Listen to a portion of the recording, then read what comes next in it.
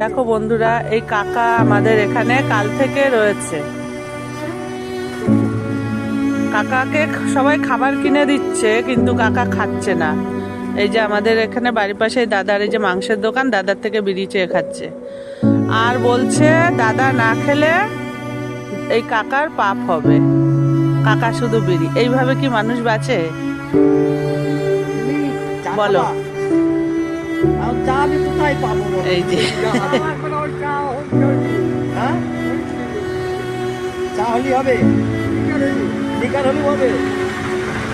মানুষের জীবন,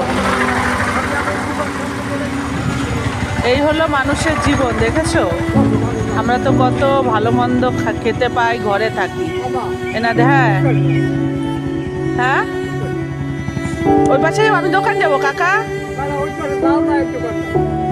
কেন খাবে না কাকা? দোকান যাবো, আপনি খাবেন কিছু? চা? আচ্ছা আচ্ছা, থাকেন, দাদা দেবে এনে, বসেন।